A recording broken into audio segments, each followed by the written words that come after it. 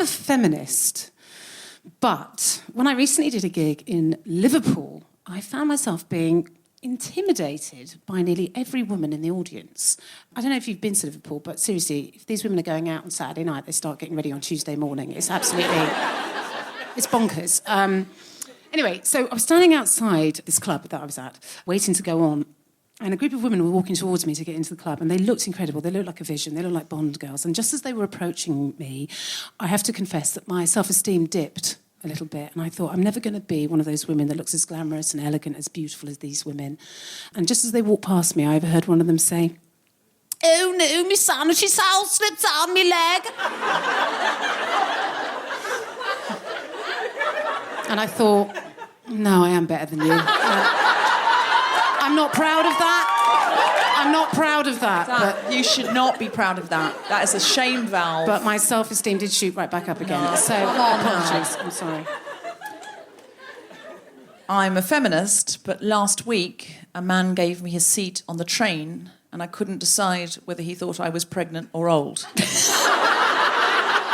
Either way, I thought it was incredibly annoying, and so I asked him politely why he'd given it to me, and he said, "Oh, I just love your podcast." And I went, "Oh," like a maiden who'd been saved from a dragon. And then he said, "And anyway, I'm getting off at the next stop." And I said, "Oh, well, don't ruin it." I'm a feminist, but I put up with being sleazed on by a bloke who made my skin crawl and clearly thought lesbian was a euphemism for up for it.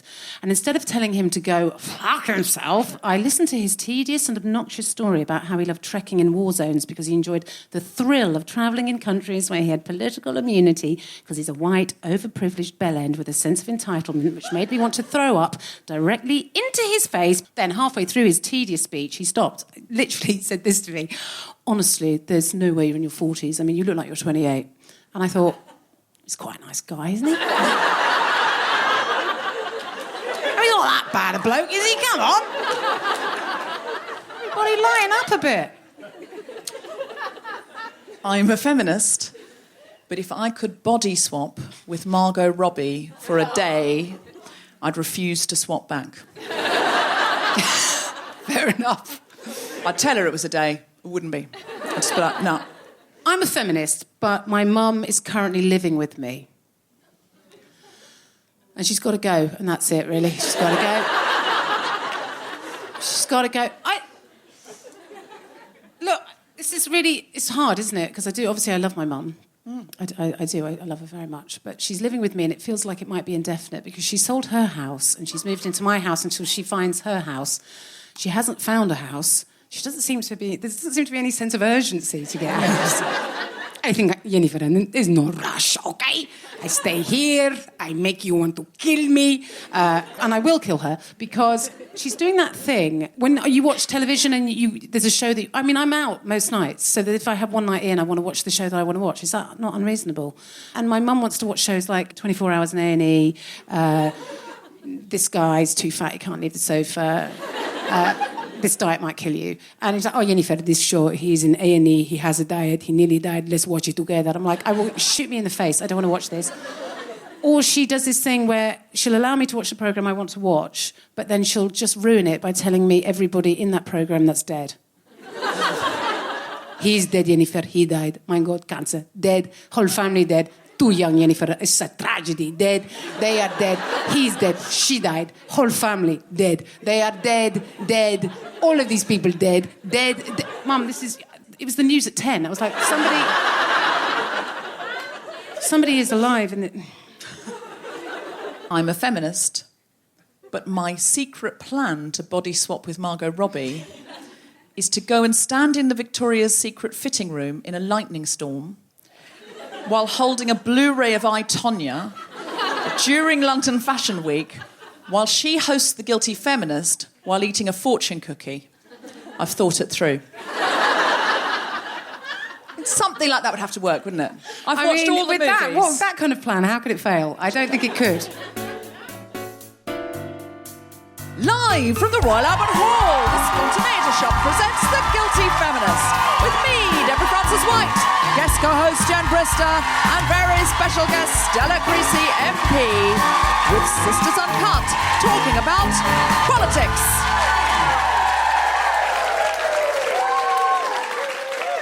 This is The Guilty Feminist, the podcast in which we explore our noble goals as 21st century feminists and the hypocrisies and insecurities which undermine them. And today I'm with Jen Brister. Have you had a terribly popular guest co-pilot? And have you had a guilty week or a feminist week, Jen? What day is it today? It's Monday. I mean, you haven't had long to get going, to be honest, have you? I haven't really. Have I had let's still to come. Let's say feminist. Jen starts as she means to go on. I'm going to start. If the first thing you've done this week is The Guilty Feminist. Then it is. It's been a feminist week so far. It's been both. It's equally. Did you watch the BAFTAs? Yes. Tedious, wasn't it? What was the most exciting bit? Sisters Uncut. Yes. That was the most exciting bit. Sisters Uncut lying down on the carpet and refusing to move until Theresa May did things. Now, she didn't do them, but she will. We feel convinced. We are at the scene of the BAFTAs, although in the small room. We will do a show in the big room, maybe next year. But tonight we're doing a little show in this little room because the suffragettes having such a good relationship with this building. I mean, I say good, it was up and down, I'll be honest with you. Didn't they were invited here, and then after a while they went, do you know what, don't come back because this is embarrassing now. That's basically what happened, yes. Happened. Listen, there's a lovely man now who programmes called Dave. Are you in, Dave? Dave. Is Dave in? Of course he's called Dave. He's called Dave. Dave, are you in? Am I allowed to talk about you? Oh, and someone said, and she's a woman. There's a female Don't be so surprised. Yeah. Do you want to come on and just say a quick... What's your name? Liz. Big round of applause for Liz!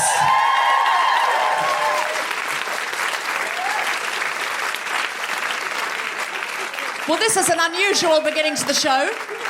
Come and sit down, Liz. I'm Deborah. This is Jen. Hello. You're an archivist here. So are you archiving this now? Is that why you're here? I am, yeah. So that in 100 years' time, they'll say the Guilty Feminists were here. Exactly. They started in the small room, and then they smashed a lot of stuff It's up, about and the they were never suffragettes, invited Deborah. back. It's about the suffragettes. Sorry. Yeah. Go on. Sorry, Liz, tell us. So the suffragettes first came here in 1905 and caused havoc at a Liberal Party meeting. And they came back about 25 times, and they were banned in 1913, basically because they were smashing up stuff everywhere. So the Hall took the point of view that we want to protect our lovely, lovely Hall, so they banned them. I think, though, because I saw a picture, it was an illustration of a suffragette, like, hitting two of the ushers with a dog whip. But the thing is, it was a drawing. That seems mild. It was a drawing, so it could be fake news. Exactly. There were no photographs then. So, No. Well, there were, but you had to sit still for a really long time. And if you're... Just pose for like about 5 Exactly. or 6 You have to stay very still like that with a dog whip. Police officer like that. Yeah, that was Helen Ogston, who was she's a really interesting woman. She took a dog whip here because the suffragettes were so badly manhandled every time they went to a Liberal Party meeting. She took it for protection. She asked Christabel Pankhurst, "Oh, shall I take an umbrella?" Christabel said, "Yes, a dog whip will look crazy if you do that." She was like, "Screw that, I'm going to take a dog whip." She started yelling votes for women, and as always happened, she got manhandled by Liberal Party stewards who tried to throw her out. So that picture shows her looking like a crazy banshee woman. Actually, she delicately flicked it, and she got cigarette... You heard that from the archivist. Hello. It was a delicate flick. There's a lot of gay women in the Delicate audience going, flick. tell me more. So, Liz, then there was the anti-suffrage movement. They also had meetings here. Exactly. Or they had one meeting. Yeah, we had one meeting with Lord Curzon. Some of the main reasons were The cinema guy. Yeah. Was that who he was? Was it? The Viceroy of India at one point. He sounds very liberal. He was Open-minded like, women guy. can't have the vote because their brains are too small. The Empire will think it's disgraceful that we've given rights to women. So, yeah, they came once, and it was actually weirdly in the same week as the suffragettes. Oh, one going out, one going in. We'll pick anybody at that point. Awkward silences on the doorstep. But there were some women who were part of the anti-suffrage movement. There were definitely, lots of women thought, well, I'm quite happy just being at home, so why do I need that? Just let my husband decide for me. So, it was packed out with women as well. I like to think they were brainwashed by the patriarchy to embrace the status quo because we all fear change rather than them just liking housework. I would hope so. Yeah, that's what I think. Because I think there'd be loads of women now, if we didn't have the vote, there'd be loads of women who go, we don't need it, it's fine, I've got the Kardashians, I don't need more. Yeah, I feel like that sometimes. It's true though. I don't mean you would say that. I just mean there would be. But it's nice to know. Good. And then they were banned, but then they must have lifted the ban at some point because they had a big party here when they won the vote. Exactly. In 1918, we invited back the Women's Party. So we had Emmeline and Christabel Pankhurst came back here and celebrated the vote in 1918. And what was the party like? Was it in the main hall? It was in the main hall. It was a massive, massive event. The war was over. Whoopee. Women get the vote. Some women get the vote. Some women get the vote. Good point, Jen. That's good a good point. point. You're welcome. Yes. Women who owned property over 30, so if you are in fact a rich woman over 30, it's your special year. Do you know how the working class women who'd fought for the vote felt when rich women got it and they didn't? Were they at the party or were they like, fuck you? Do you know what? I've no idea. That's a really boring Go and answer. find out. I should run the archives. Run the archives to find out, because I need to know and get back to us. You have. Oh, my God. You have an hour. Your time starts now. Yeah. If you could get back to us in the next hour with anything. Pressure. Yeah, with anything. Liz, okay. It's what the suffragettes would have wanted. It is. Exactly. So thank you so much. Big round of applause for Liz.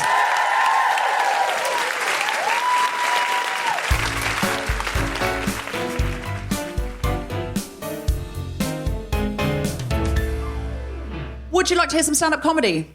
Yeah! Then please welcome to the stage the wonderful Jen Brister!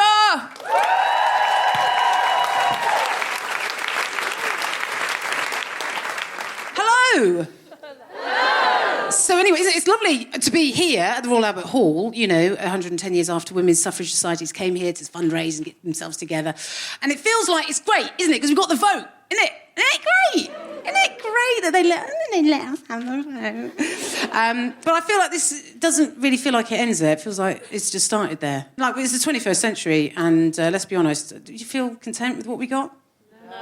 No, neither the fuck do I. There's still so much for women in the 21st century to contend with, and all the stuff that we're told we're supposed to, care about, I think is a distraction. Do you know what I mean? Like the thigh gap. Does anyone actually give a shit? I couldn't give a toss about the thigh gap. I'll be honest with you, I've been with my girlfriend for over 12 years now. I'm just delighted if anything's rubbing down there, I think we should just forget the thigh gap. I think it's the gender pay gap that we should... if we're going to be thinking about...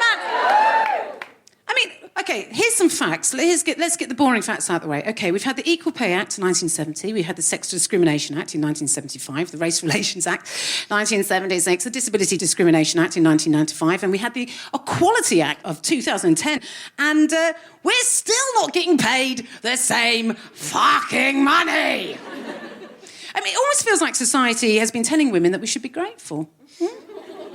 Come on, love. You've got a job, you can vote, we're not allowed to touch your tits in public anymore. What are you moaning about? OK, well, I'll tell you. I'm moaning about my piece of the pie, mate, because I don't want 5% or 10% or even 25%. I want 50% of the pie, because I've earned it. And I'm not a token or a one-off or an anomaly. I'm a woman. And women make up 51% of the population. Yeah, that's right, fellas, there's more of us.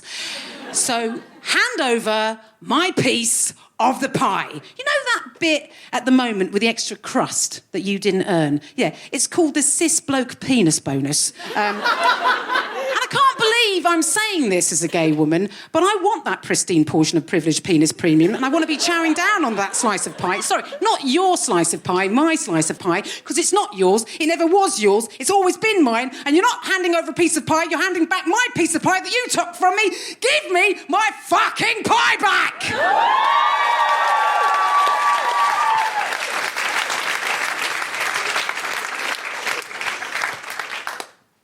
I've actually had people arguing this point with me. They, even women who'll say to me, Jen, come on, chillax, yeah? We're on to our second female Prime Minister, hey? Hey, guys, high five that. High five. High leave it at that. And they say, what are you complaining about? Well, look, that's about representation, isn't it? It's not about pay.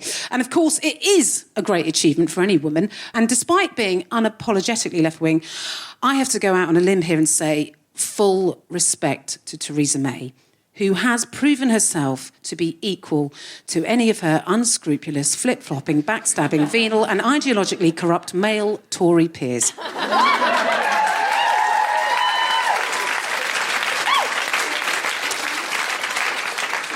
Hashtag not helping. The problem is, I don't think as women we understand exactly how important we are. Look, there are so many men ruling the roost right at the moment who can't function without you. That is an actual fact. Now, all we need to do is stick together. Wouldn't that be good if, as women, if we could just stop having a go at each other? You know, the biggest thorn in the side of any feminist, sadly, can actually be often another feminist. And I think what I'm trying to say is, Jermaine, please, for the love of God, shut the fuck up. Hashtag not helping. Misogyny, it still exists everywhere. It's not like we got the vote in 1918/28 and then it was all forgotten. I mean, we need to look at what's happening in the United States. Personally, I think that if the Republicans were really true to their brand of misogyny, they would have let Hillary win. Paid her 50% less and saved on a cleaner by getting her to run around the Oval Office with a hoover. That's all I'm saying. Now, if there is 51% of us, you know, but we're not evenly represented in business, the arts, or the judiciary. Look at what's happening with the BBC. I'm assuming the term auntie is ironic, because it's starting to feel like that creepy uncle. You know, Uncle Jimmy in the shiny tracksuit on a 6-figure salary with his arm around a 14-year-old girl. What? All I'm saying is none of us are allowed to watch those episodes of Top of the Pops anymore, are we?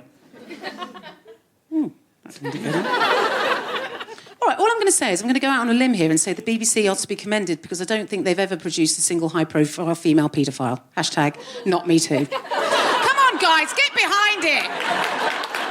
God, if you're offended about me suggesting Jimmy Savile is a bloody paedophile, is this new information? Has it been corroborated? All right, joking aside, which I was trying to, but you lot got very uptight. Joking aside, the BBC have finally given us a female Doctor Who. Woo! Isn't that great? Because it was very contentious for a long time, wasn't it, to have a female Doctor? Because for many people, many Doctor Who fans, the idea of a time-travelling space lord with 2 hearts that reincarnates into a different body every 5 years is fine. Unless that body is a woman. The BBC were so delighted that they finally let a woman play Doctor Who, and apparently she's on the same pay as her male counterpart, which is great, isn't it? It's just unfortunate that the Doctor they chose was Tom Baker from 1978. I know there's some millennials in here who just have no idea what I just said then. Tom Baker was, and frankly will always be the best Doctor Who, so that's that. Wouldn't it be great if we found out in the first episode of this new Doctor Who that the Doctor's biggest enemy isn't the Daleks and isn't the Cybermen, it's actually the glass ceiling? Yeah? Just imagine Bradley next to the Doctor going, "Doctor, where the hell are we going?" "Well, Bradley, I'm going to ram this TARDIS straight through that glass ceiling so I can get my piece of the fucking pie back!" So to all the women in the room and to all the women listening, just remember there's 51% of us, and once a month we get very angry and irrational. So just remember, go out and tell every bloke you want your 50% because it's not guy pie, it's your fucking pie. Thank you.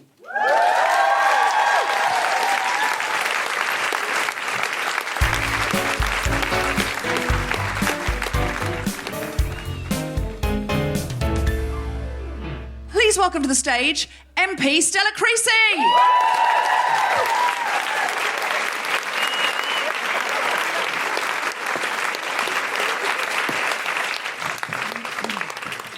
Can I say how bad it looks that I stole your Rocky Road? Because that. Oh, I see. Yeah, there was Rocky Road in the dressing room, and Stella came in and went, "Can I have some of that?" We said, "Yes, of course you can. You're on the panel tonight." And then she basically put it in a bag, and it was more a situation of have a nibble in the dressing room. And she went, "I'll have that in my bag." You know, no cake should be left behind. That's the true equality. So, Stella, what made you become an MP? Because it's, in some ways, it's not a very desirable job, is it? Because people hate MPs. That is certainly true. There's a whole bunch of estate agents looking at me going, ha ha. Look, ever since I was a little kid, I wanted to change the world. I'm now 40-something. I still do. Sometimes we get to do that. Sometimes you sit through some meetings where you're having to stab your nails into your hand to remain calm. And sometimes really... yeah. Well, how do you cope with that thing? If you're listening internationally, Jacob Rees-Mogg, Google him. It's indescribable. He has 6 children, and he's absolutely entirely proud of the fact that he's never changed a single nappy. And didn't he name his 6th child Sextus or something? Yeah. What a penis. I went and debated at the Cambridge Union the other night, which was really fun, but they said Jacob Rees-Mogg had been in the week before, and they'd had him deliberately sort of as a sort of, people can protest and front him with stuff. But they said he wore clothes that were older than the Cambridge Union. And I went, so he came dressed in privilege. And they said, yeah, basically. He had some kind of slippers on that had been in his family for generations. And I know, they were probably slippers made from... He describes his first language as Latin. I just want to, like... Oh. No, listen, this is actually... I mean, what kind of bellendery is this? It's just beyond belief. But it is effective. Look, 3 words that show the backlash are there. President Donald Trump. 4 words to show it's not just Jacob. Foreign Secretary Boris Johnson. Yeah. We laugh at these people. We think everybody else sees what this... And then suddenly they're in power. Like, this is the worry for all of us. I call myself an in-betweener feminist, not just because I think I'm Jay. That's an ageing reference for anybody here.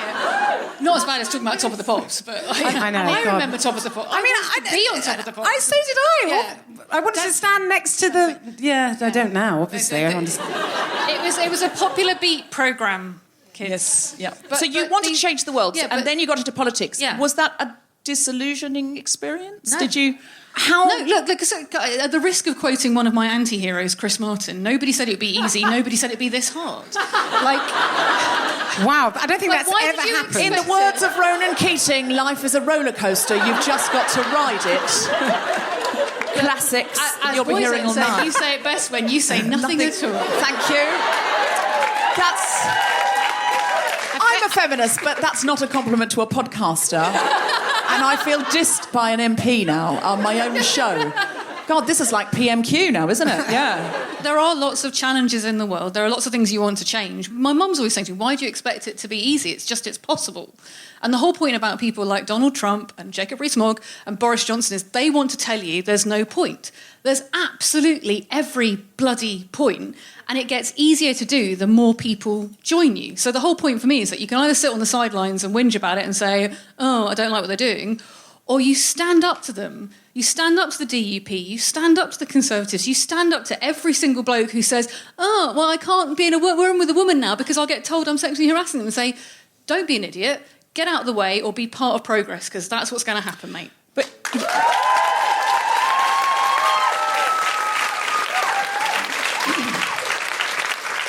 That's why I spend my time on the benches doing that to people. I hear what you're saying, well. and I don't mean to be rude, but you're not in power at the moment. How does that... I mean, that sounds like you didn't know.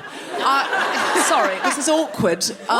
You're not in power. How does it work when you're not in power? Up at number 10. How does it work when you're not in power? How do you change things? So this is the point, is you don't... Obviously, being in office makes it easier, but it doesn't make it impossible. Yeah, I'm a backbench MP, but it was thanks to, I'm sure, many of the people in this room who helped make the case around getting abortion rights for women in Northern Ireland, or helped with payday lending, or help now with housing, with healthcare. Like, the point is that you can win an argument. It's harder to do when you're not in office, and when you're in office, you can change things more quickly. I go back to my mum is this constant drumbeat. My mum doesn't even live with me anymore. She's still there. She's in my head. Oh, they do that. Yeah, they can do that. She's totally got in there. And her whole point was, right, the world is unfair. What are you going to do about it?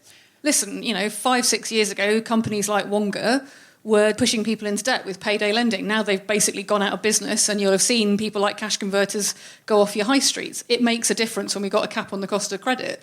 Yeah, we got rights for Northern Irish women when they come to England to get an abortion. That job is not done. Let me be very clear. We have to get the Istanbul Convention ratified in this country, because when they do that, you can't ask women to travel to access their reproductive rights. And then Then we're going to look Ian Paisley Jr. and Arlene Phillips in the face and talk about the women in Northern Ireland getting their abortion right. Like, before Christmas, we managed to persuade the government to close the tax loophole on overseas commercial property sales. That should be raising £5 billion. They've told me they're only going to raise £500 million, so we're telling them how to raise £5 billion by doing it properly. And this Wednesday, I'm hoping that we can finally kick the PFI companies out of our schools and hospitals because they are taking a quarter of all the money going into schools and hospitals into profits. Now, none of that... So, I mean, in between trying to help people sort out their parking permits and their bins and housing issues, none of that I do on my own. It's not even about the people who work with you directly. It is about the public and the role that you can play. And I say, the worst thing that happens right now is we act like 650 people in Hogwarts gone wrong are the only people in this country who can change things, who can make an argument, who can convince people. So we basically tell people not to bother. And the worst thing I see right now is people thinking... well, I'll just sit, I'll complain. I might put a hashtag out. I might protest. And then what? Is always the question. And so that's what I want to ask you. And then what? What can we do? So we've got a lot of listeners. So much. What can we do? So first thing we need to do. So we've got this domestic violence bill. It should be a violence against women bill. It shouldn't be a domestic. It should be about violence against women. Let's talk about that idiot that tried to filibuster. Are you still on that? Boris Johnson? No, the other guy. What was his name? Sorry, narrow it down. He filibustered. Philip Davies. Philip Davies. Philip Davies. Oh. If you're listening internationally, don't Google him. He's just so objectionable. He is the worst person in the world other than Donald Trump. I'm not a fan of his work, but I think that's quite a high bar. I mean... So, OK, well, I'm going for Vladimir Putin as being a bit more of... He's in the bottom Donald 10. Trump's still up there for me. OK, fine. Yeah. But Philip Davies is one of the worst people in the world. I don't know the exact number. I don't have a metric. We've only got 45 minutes left. We haven't got time to list them. So what can we do to help with the Istanbul Convention? So the government is about to start consulting on this piece of legislation. First and foremost, we've got to make sure that it is inclusive. So we've got to make sure that, yes, the refugees get funding because something like a third of women who need a refuge right now are being turned away from them. They're changing the way in which they fund them. That is absolutely a decision that MPs are taking. You should tell your MP to make the different call so that we properly fund specialist services for victims of domestic violence. See, rule one. Secondly, one of the big problems right now is that if you are a British citizen, we kind of have this idea that you have refuge provision. But if, say, you are a refugee woman or if you are a woman whose status is uncertain, good luck with that. We need to change that because I don't think a single victim of sexual violence, if she ends up on our shores, should be treated differently. So I want to make sure that women who don't have recourse to public funds... we think of ourselves as a good country on the whole, but we are a country Less so now. Well, we lock up women who are victims of sexual violence in a place called Yarswood. Yeah, so... lock them up. Do you? No, I don't. No, we shouldn't. Yeah, so Stella's not locking them up personally. No, it's not. She wasn't saying we locked them up like us. More like we. I'd make more umbrella. I would make a prisoner cell block H reference, but that is so going to go across the heads of 90% of the people. Prisoner cell block H. Prison cell block H. Prison cell block H. Yeah, I'm from Australia. God, how do you think I came out? Prison cell block H. Yeah. Prison cell block H was the biggest representation of lesbians when I was growing up. I know. There was. Yeah. I thought I've got to get myself to prison because I think that's the only way I'm going to pull. Yeah. I was right. I thought it was a continuation of Neighbours. So, women without recourse to public funds, because we need it to be a violence against women bill. So, in Nottingham, what they've been doing is treating misogyny as a hate crime, and it has changed the way in which the police deal with crimes. So, one of the things I'd love everyone in this room to do, because it's not just about the people in Hogwarts, you have a mayor of London who controls the police in London. It would be great to do that here in London so that every police force was tagging hate crime against women. So sexual harassment would be treated as seriously as any other form of hate crime, and it would help us identify the places it happens. It would help us, like I know in my local community in Walthamstow, we've been trying to look at particular cafes and pubs where people get hassled outside. We also really want to tackle the fact, and Harriet Harman, who is a goddess, if you're talking about like people that you go a bit wibbly when you're in a room with and you try and debate with, Harriet Harman is up there, because she can be quite scary in a good way, but it's like, and Harriet has been working on the fact that 20 years ago she helped pass legislation to take a rape complainant's sexual history off the table when you came to a case. They put in a small little window, what was supposed to be a small amount of exemption for it, and 20 years later, oddly enough, what we're discovering is actually it's much more widespread. So people's sexual history are being brought up in court, often without them knowing that it's going to be brought up. So Harriet would like to change the law, and I hope people here will support and help her in doing that, again, by telling their MP to support that, so that we finally stop the idea that however you had a previous relationship with somebody or whether you've slept with anybody else, if you said no, you've bloody said no. I mean, yes, I agree.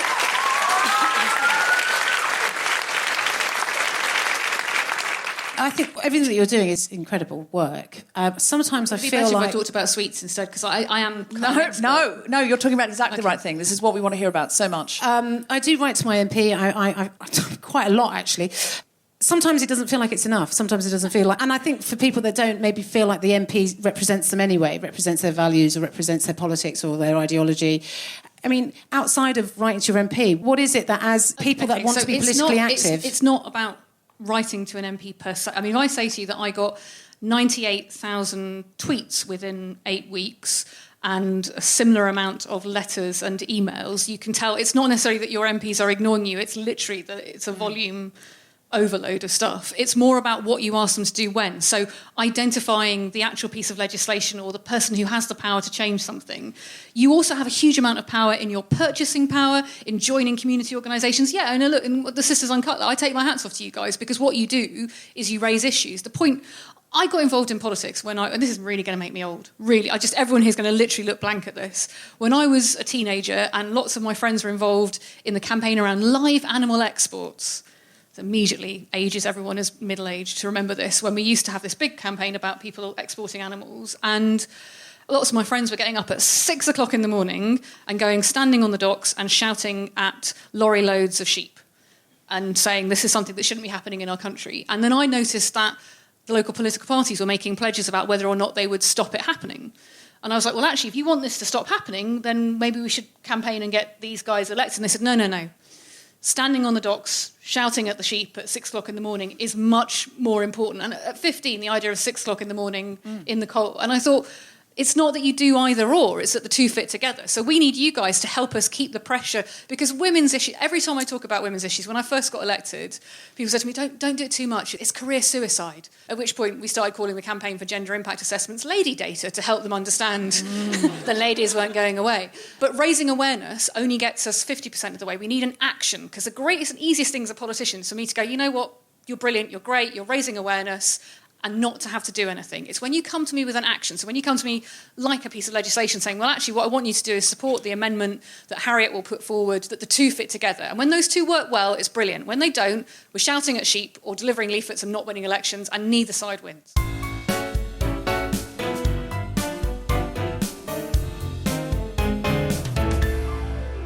Hello, Guilty Feminists. It's Deborah Frances-White, briefly interrupting your podcast listening to say you may have missed... We put out an extra special additional episode of The Guilty Feminist on Good Friday. It was one I recorded in Calais for helprefugees.org. If you haven't heard the episode, go and listen to it now. And if you would like to help by volunteering, even for a day or a weekend, by contributing either necessary supplies or cash, or by lobbying your MP for policy change, please go to helprefugees.org. Help Refugees is also running a pop-up restaurant, and the money is going to a refugee who is running the restaurant, but also a hospital in Syria to keep it open and pay the doctors and nurses. So please go to the website and find out about all of these things. We're also doing a fundraiser on the 2nd of May in London. So if you could please hold the date, and we will let you know when tickets go on sale if you'd like to come to that show.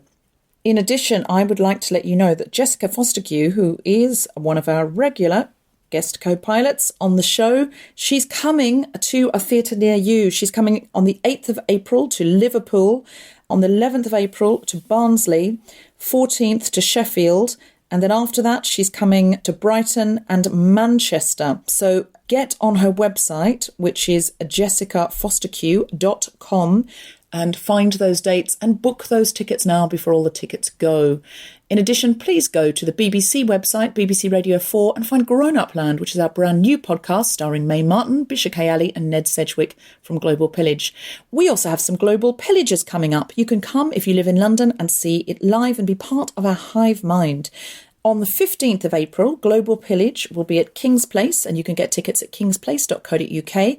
The show is at 4 p.m, so after your lunch, but before your party in the evening.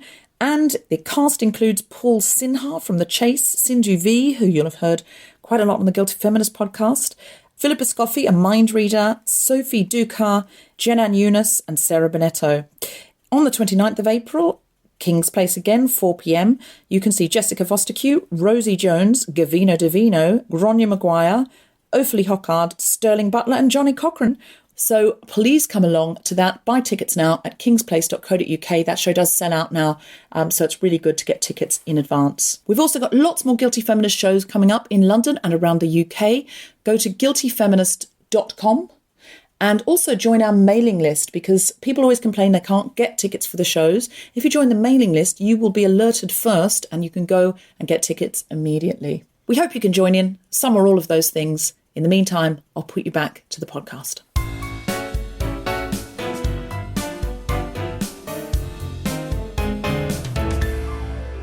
Recently at the BAFTAs, last night if you're in the room, here at the Royal Albert Hall, the red carpet was disrupted by Sisters Uncut, who were protesting cuts to funding for violence against women.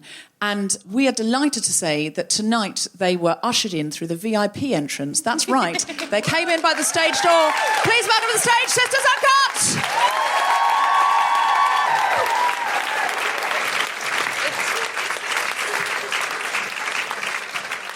So could you just tell us, what does Sisters Uncut do? Who are you? We're a feminist direct action group that is fighting in solidarity with survivors of sexual, domestic and state violence. And your job is to eradicate that through demanding change from the House of Commons, is that right? I wouldn't say it's a job either. But, hobby? And it won't be eradicated through the House of Commons. So You don't think it will be? no. How do you think it will happen then? It's quite big. So What's your most radical idea? What would you like to see happen? prison abolition. Prison abolition. So it's And the fall of the patriarchy. prison abolition, the fall of the patriarchy. We're smashing the patriarchy. It's about questioning the whole criminal justice system and our whole punitive way of thinking and looking at the roots of the issues and why the patriarchy exists, why white supremacy exists, and also fundamentally it would be dismantling capitalism as well, I think, in the ideal world. Okay. So Wow. Small goal. yeah, so that's You guys are going to be busy. that's What your are you big going to do at goal. the weekends? That's your big goal, and I think it is. We need radical people who want this kind of thing done. And sometimes I think we don't question the way that things are. When I look at the way that elections are funded in America, it just seems absurd, because organisations like the NRA pay for their campaign and then they say, you owe us. Well, that's illegal in this country. If that came out that it had happened in this country, people would go to jail. But it's just normal in America. So it is worth questioning, is what we do the right way of doing it, and stepping back from it. Just because it's under the banner of democracy doesn't mean it's right. So I think what you guys are doing is great. In the short term, given dismantling the patriarchy is not going to happen this week, what do you want?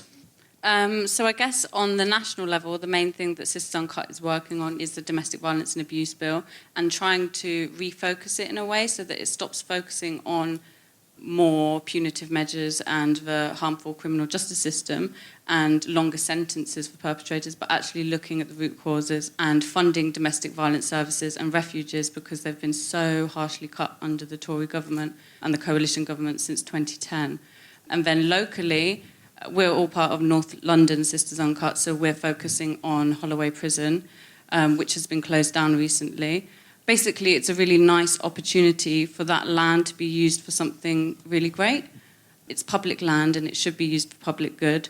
And we want that land to be used to support local women and domestic violence survivors. So I guess there are two main targets at the moment, nationally and locally. On like a real level, like it's not just about like statistics and looking at things as a whole. I lived in a refuge, and one of the people I lived with was sent down for 7 years for burglary, while her perpetrator did 7 months for rape. She was taken from the refuge and put into prison. Like, why was she ever in prison? She needed a trauma-informed environment that was going to help her, but she was at risk of being incarcerated because she was a survivor of violence, and because any moves that she made to try and solve that meant that she had to face the criminal justice system. And the criminal justice system is really, really dangerous.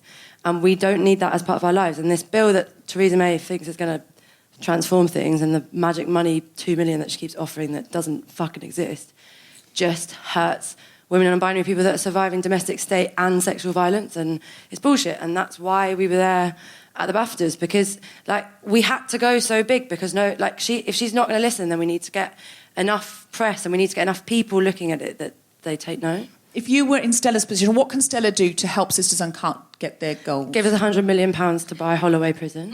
Right.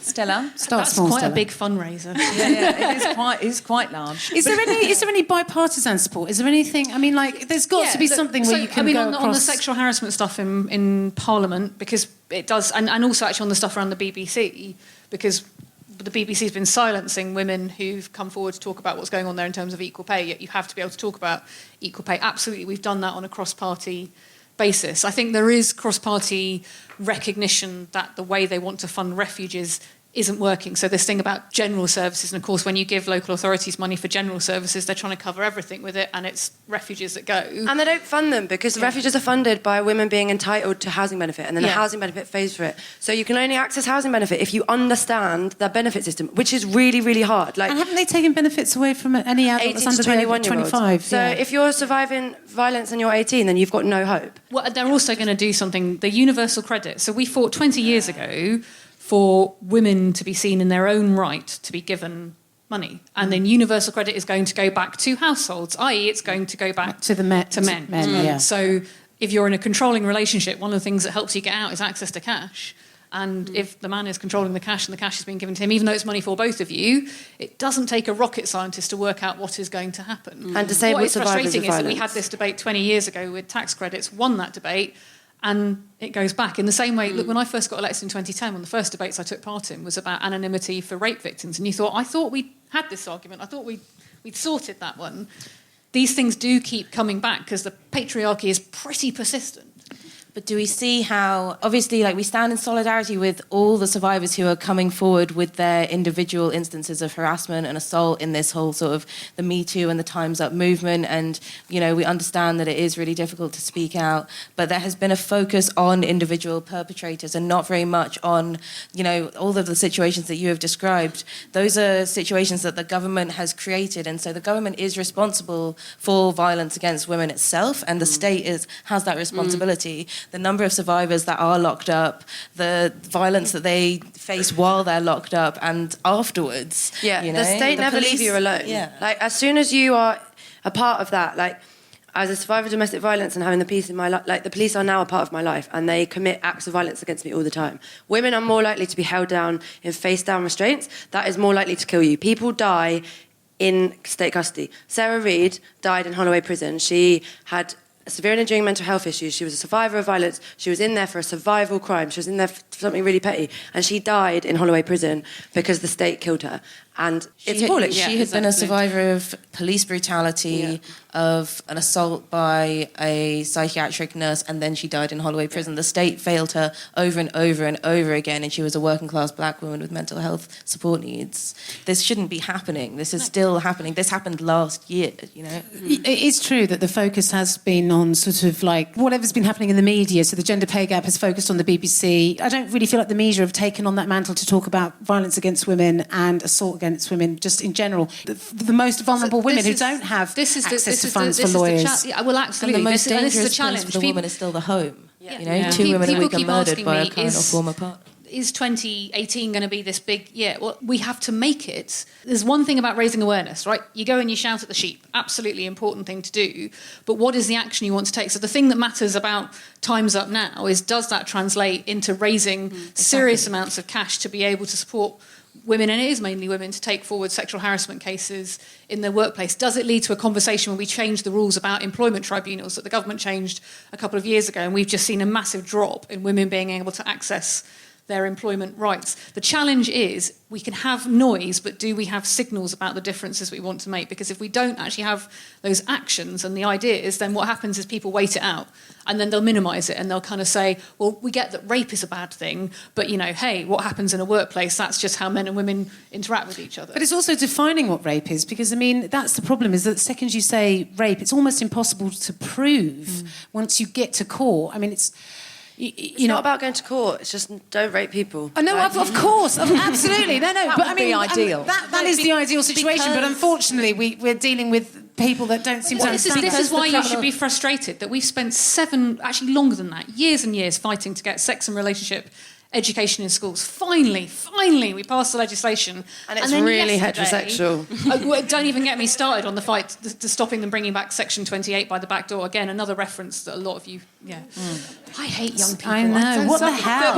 But yesterday, the Education Secretary turns around and says, oh, actually, we're going to make sure there's parental exemption. They're going to water it down again.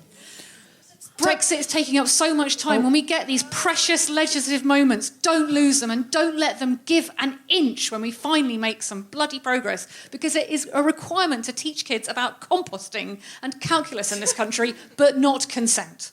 That is bonkers.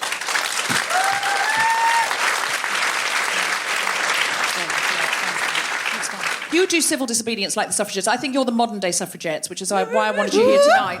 On the note of the suffragettes, women still can't fucking vote, and that is bullshit, and it needs to change, and it should have changed years ago. If you live in a refuge, you cannot vote. If you're a survivor of violence, you cannot vote. Because if you're in prison, you cannot vote. If you are undocumented, you cannot vote. Why are we celebrating 100 years of suffrage when women cannot vote in this country?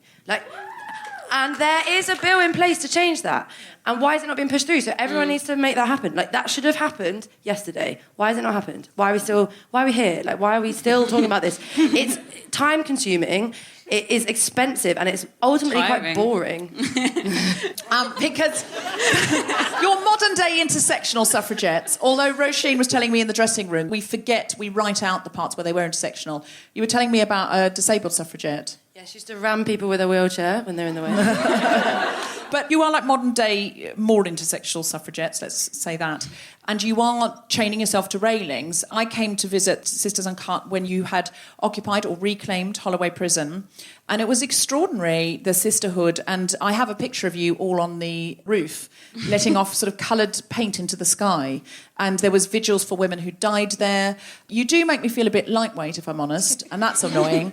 But how can we help more? Because they're turning it into luxury flats, yes? Yeah. And they have made a concession and said, we'll have some space, a communal space for women there. Because of our protesting. Yes. So Islington Council have released a supplementary planning document which have said that they have outlined that they want space for actual affordable social housing and a service which supports women leaving prison. And obviously it's a really historic site because suffragettes were there.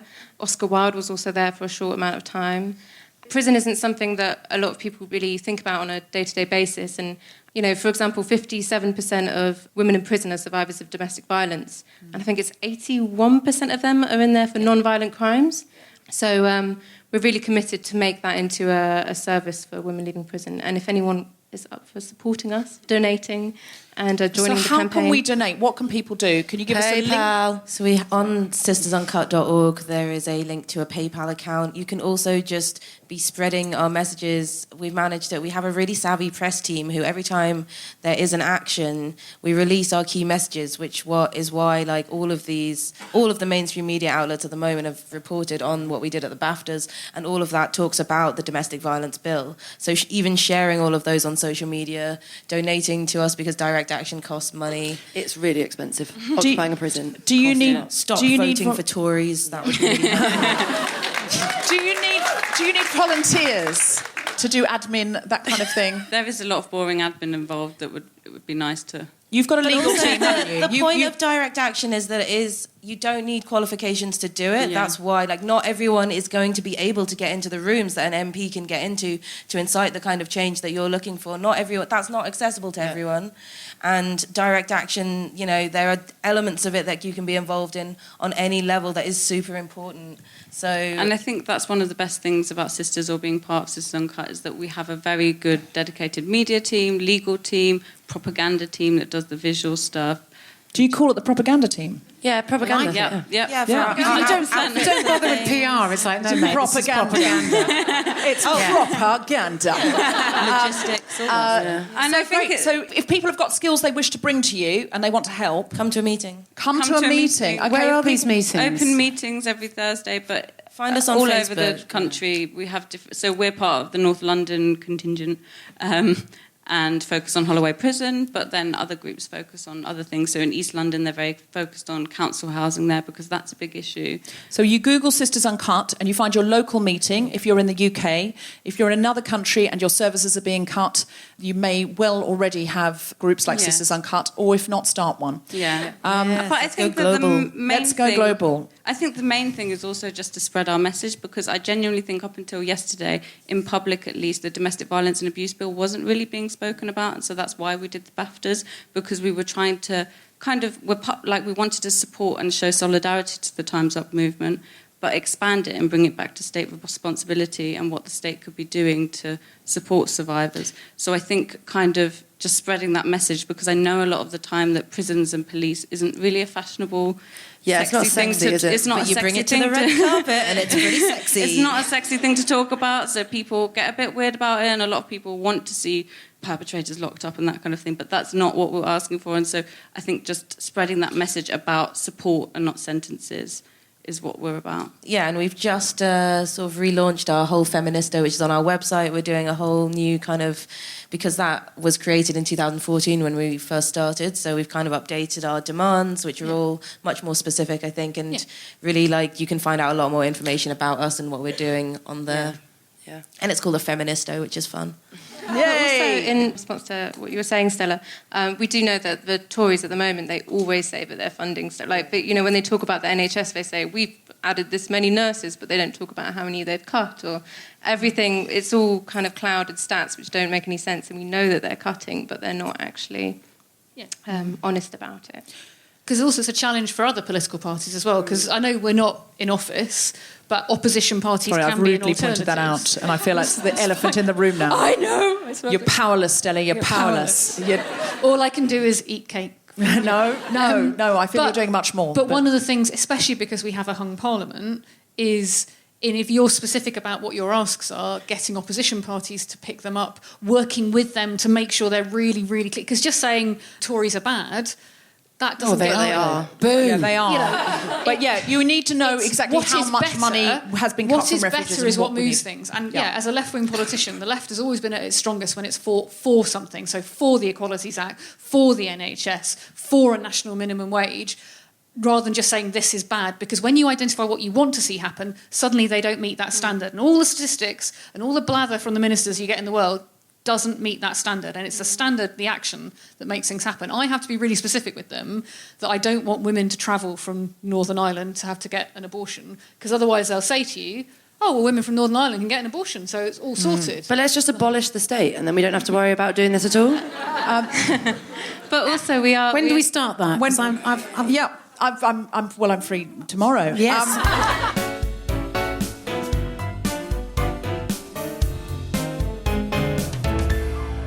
Any questions from the audience for Sisters Uncut or Stella Creasy MP? Yes, one down the front here. Thank you. We've talked a bit about how the right wing aren't always as friendly to women as they might be, but I think there's probably quite a big problem in the left wing at the moment. No, my brochure lists, they're great guys. They're great. The brochure lists, they're so good. And they've got your issue for you, so it's all right. You don't need to do anything. They got your back, sister. Yeah. John McDonnell is fine. Yeah, he'll fund refugees, not a problem. So how do we get the Hughes and the Jess Phillips and the more radical elements? Me and Jess, I don't know if I'm giving away state secret, but we have offices opposite each other, so it's like we're the naughty step permanently. She comes and she steals my biscuits. I want that. No, that's why no cake. Better hide your cake then, Stella. I know Sisters Uncut, you're politically unaffiliated and would like to see the state dismantled. But if you are, for example, I'm left-wing, I would vote Labour. How do I get the men in the Labour Party to understand that female issues are human issues and non-binary issues are human issues? And they're not secondary to economic issues, because actually it does all fit together intersectionally. First and foremost, we have to admit we have a problem. Like, why do we expect the men in our party to be any different from men in society in terms of imbibing unconscious expectations, sexist analogies, generally not thinking things through? Secondly, it is about specific policies, and it's also about not giving ground on these things. I am constantly frustrated by being told that equalities issues will come after things like Brexit, after things like... Oh, God, after Brexit. Like, my God, that could be any... never happen. That could be any time in the we've next just lived through a 400 massive years. We'll all be dead before then. If you think about all the evidence Bloody shows you hell. that when you unlock women's potential, you make a massive economic contribution. We've just lived through a recession. Everyone talks about how difficult life is. The best thing we could do is support women's businesses, support women's ownership, support women's leadership.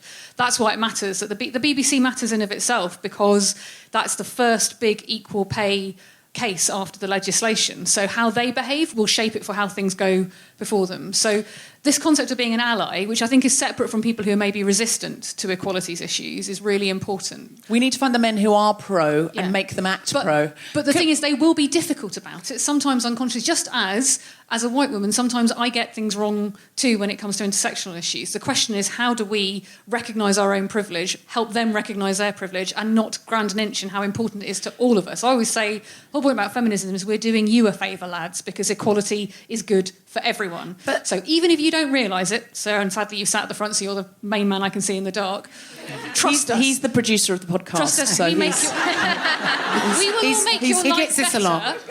But being an ally isn't speaking for us, it's standing alongside us. Because what the brochurists tend to do is say that they've got the issue because they get that equality is a good thing. We have to show that actually it's not about that. My job isn't to represent everyone, it's to try and create platforms. But then how do you unlock women's potential in a white supremacist, like, heteronormative world? Because then all you're doing is you're bringing them up to the standard that men have, which has been really problematic. I mean, the world is shit, and it's been built by men. So why would we want to unlock women's potential in that? Like, let's dismantle it. Actually, I agree with you. I'm not fighting for equality so that women can work as long hours as men.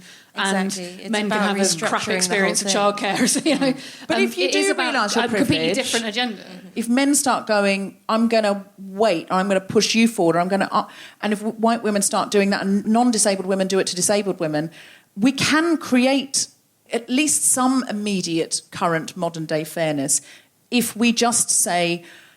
I see that I have advantage here, so I choose not to take it. But the issue is that even if you get, say, sort of 80% of the people going, oh, that's really right on, and I absolutely 100% agree with you, they tend to be the 80% of the people that have zero power, and it's like the top 2% that are like, fuck you. Yeah. That are hanging on to it, and they're the ones that are in control, and they're the ones, the global organisations. So some of this about being an... No, I think that's one of the reasons that Sisters Uncut, we take direct action, because it's kind of a lot of the time our only option to get our voices heard. So being at the BAFTAs last night was the only way we could get heard, because people perceive us as powerless, so that's why we take that extra mile to show that we're powerful. I would disagree, not because I don't think what you did last night was powerful, but because I do think you have power. You have power as an individual, we have power in our communities, and we have power in the political process. What we don't have is equal power right now. So one of the things we have to do is think about how we can use... So I can use my platform to pick up issues that you're raising and vice versa. It's how we put the two together. Let me give you a brilliant example of this, because it's one I'd love to keep people focused on. Right now, in Sierra Leone, politicians are using the promise of female genital mutilation to try and win the election. Right, unless we start using our platform to help the Sierra Leonean activists raise that concern, raise it through the DFID in our country, but also through the UN, that will continue, because right now they are powerless in that process. You are not them, but you as a direct action organisation could help us say outside the Sierra Leonean embassy to hold them to account. I can then raise it in Parliament. When we put the two together, that's dynamite. Suddenly it changes the conversation. That's how change happens. It's fuck DFID. I don't think that I think that one of the problems with aid in the country at the moment is that we stick the British flag on everything every time we send bags of flour and stuff.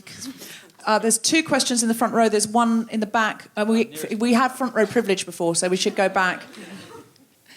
We've talked a lot tonight about some of the really big things that we can be doing to show that we support feminism. What are some of the more everyday things that we can be doing to support feminism and political equality? Jasmine cannot wait to answer this. She is the starting track, and she is ready. this is something that I talk about a lot. So basically, I think that there's loads of things that you can do to support women just like on a day-to-day basis, and women and non-binary people, because part of this sort of angle that we have in terms of not being so into the criminal justice system, you could say, is that is acknowledging that actually there are a lot of people who aren't going to be able to and aren't going to be comfortable engaging with the criminal justice system. So particularly people of colour, particularly people who might have insecure immigration status, and people who are in the LGBTQ community. And so there are things that we can do as a community to take accountability for what's going on around us. So on a day-to-day basis, there's things like bystander intervention that you can engage in. So looking out for each other when you see people being harassed in the street, whether it's a woman being harassed by a man sexually, or whether, catcalling or being groped on the tube or whatever, or whether it's the police harassing people of colour on the street doing stop and search, which is a racist piece of legislation / just a practice that the police do on the streets. There are ways that you can use your privilege to intervene in a I'm not talking about aggressively trying to. How would you do that involved. if it was a police officer? So because know I your can see rights. for Know your rights. catcalling. Let's do some know your rights training. I can do this. Can we do it? So basically, Can we role play it? Okay. Easily. So basically, when it comes to the police, for example, stop and search. If you know your rights, which most people don't, like if they've decided to stop and search you under stop and search law, they can look in your bags and things like that. But you do not have to give them any personal information. You do not have to give your name, your age, your address. You do not have to give them your immigration status. You do not have to give them any personal information. So what do And I if they just say were to- that to somebody Okay, if they're being so stopped or you searched? you can go and speak to them, and it's always much more empowering, whether it's police that's talking to someone or whether it's just someone being harassed. It's much more empowering to go and talk to the person experiencing that harassment. You check with them whether they want you to intervene. You check with them if they are okay, and you follow their lead. If they want you to stand there and they want your support, then you do that. You can use your privilege. If you are a white person particularly, or a middle-class person, or any of these other kinds of privileges, you can go and intervene in a safe, non-threatening way, because you're doing nothing wrong by informing someone of their rights. And so if you're being stopped and searched, you don't have to give any personal details. If you are being arrested, you still don't have to give any personal details. You do not have to say anything unless you have a lawyer present. And anything. No comment. No comment. Every time the police speak to you, No comment. No comment. No comment. And it's not suspicious, it's just exercising your rights. And so Can we role play this? So Stella, can you be...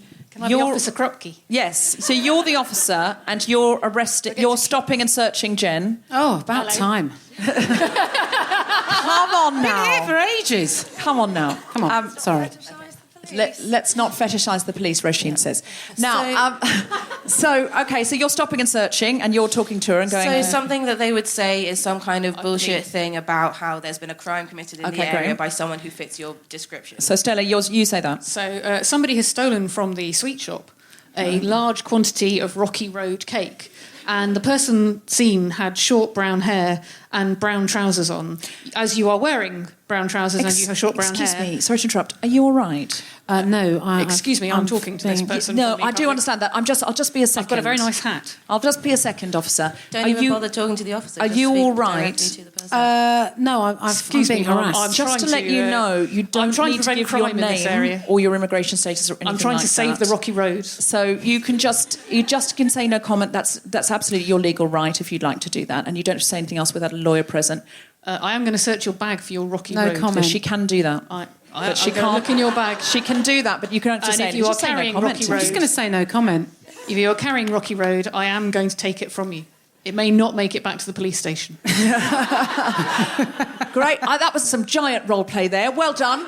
Starring Stella Creasy as the police and Jen Brister as the innocent stop and search. I don't feel like I get enough castings. I think that I might go. You should.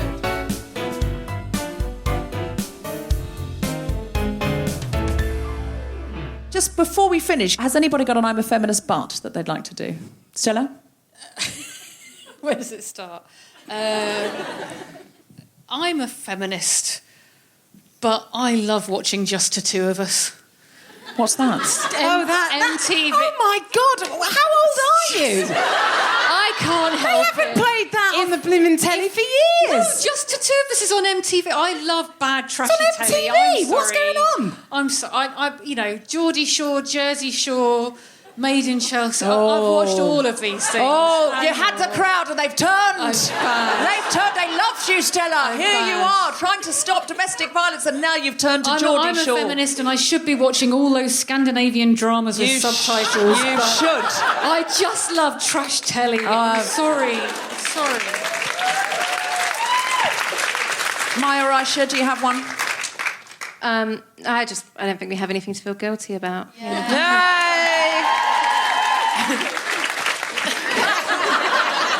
Is there any chance, Jen, that you would read this out? This is just our little bit of subscribe bit. Yes, I will read it. I love it when you do it in the style of your mum, though. No, I'm not doing that. So disappointing. Do Jen's mum. Do Jen's She mum. complained. Do Jen's You mum. don't have to do it. God, you guys... I really hope she doesn't know what a podcast is. It's fine. You don't have to do it in the style of your mum if you don't want. You can do it in the style of a suffragette. Can I just say it as me?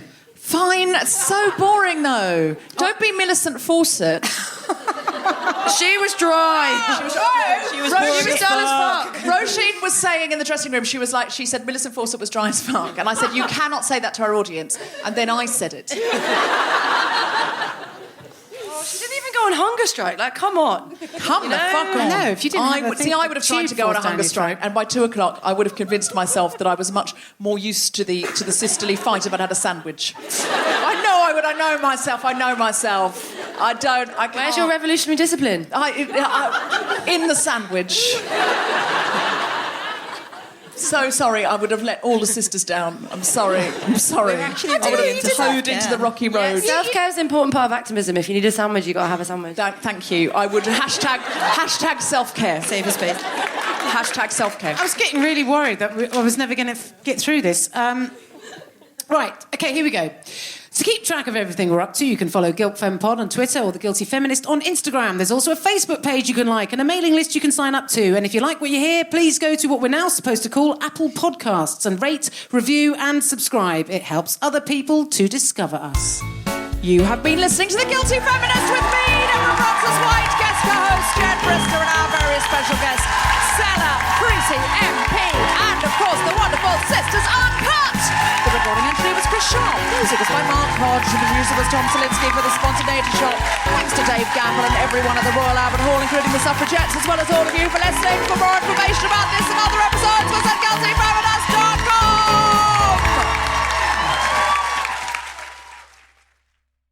I was just saying to Roisin, she's one of our more desk-thumping guests that we've ever had. Understandably, she's radical. That's why we've invited her. But every time you bang the desk on a podcast, you can hear you're on the tube going, oh, yeah, exactly. It's like you're being punched in the ear.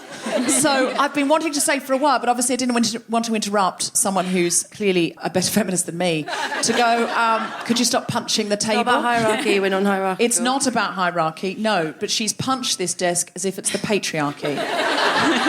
We're doing what the suffragettes used to do when they came here. Yeah! Tear everything up. If you are on the tube, I apologise.